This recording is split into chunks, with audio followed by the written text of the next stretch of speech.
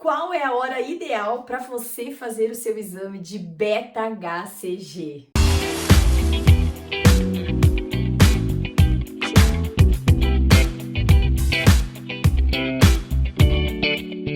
Olá, eu sou Maria Angélica, Nutri das Mamães. Sejam muito bem-vindos a este canal repleto de informações sempre muito seguras, sempre muito bem elaboradas para vocês que estão aí experimentando essa deliciosa jornada em rumo à maternidade. Sejam muito bem-vindas. Se é a sua primeira vez aqui nesse canal, quero te convidar para se inscrever nele, dar um like nesse vídeo também, ativa o sininho das notificações para deixar meu coração bem quentinho.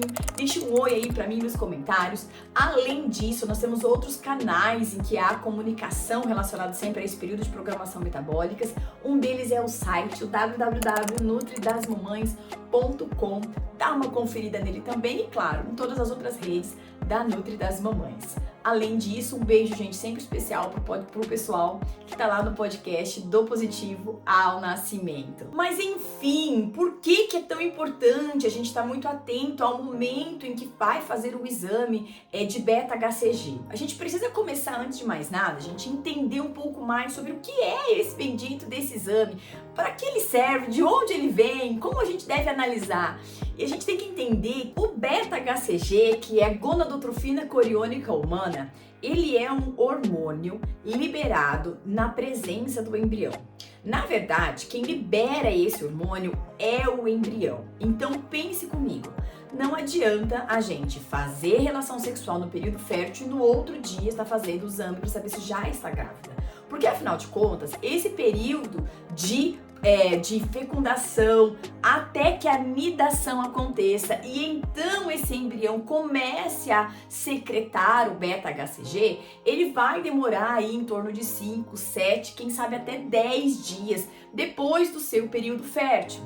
Afinal de contas, gente, se a gente for considerar que você tem um ciclo aí aproximadamente de 28 dias, então lá pelo seu 14º dia você ovulou, teve relação, fofo, lindo, maravilhoso, houve a fecundação e esse bebezinho ele pode demorar ali de 7, 10 dias, quem sabe, para conseguir chegar no teu útero e se fixar. Somente e então é que esse beta-HCG começa a ser secretado por esse embriãozinho que se fixou na parede do seu útero. Por isso, gente, lá pela final do período do ciclo menstrual, né? Então era onde nós deveríamos realmente fazer o exame, para que a gente não tenha números muito baixos de HCG e isso traga uma ansiedade, uma preocupação muito grande.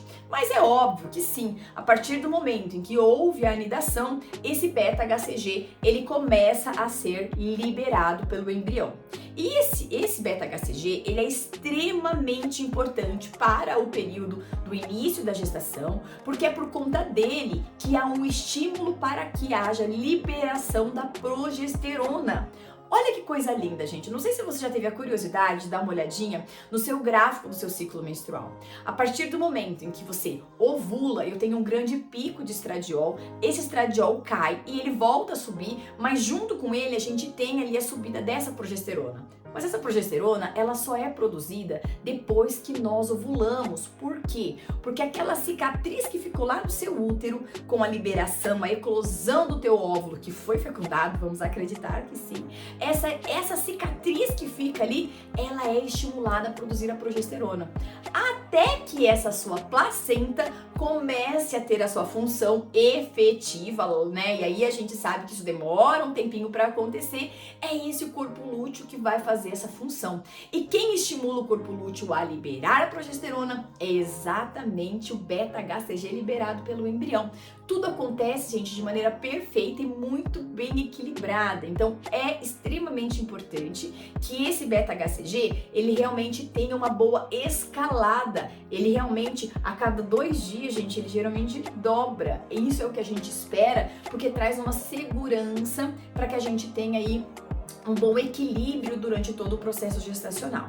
Lembrando ainda que quando eu tenho essa liberação de beta-HCG potencializando essa progesterona, a progesterona ela é o hormônio que vai garantir então que essa estrutura endometrial permaneça estável, sem que haja uma descamação, sem que haja uma desestruturação da sua característica, o que inviabilizaria a gestação de avançar, né? Afinal de contas, se eu tenho a estrutura do teu endométrio desestabilizada e ela rompe, o bebezinho pode até estar ali fixado, mas ela vai acabar levando você a uma perda gestacional. Então, o fato de nós termos um bom beta-HCG estimula o corpo lúteo a produzir a progesterona que mantém a estabilidade para o desenvolvimento desse embriãozinho que chegou lá no seu endométrio.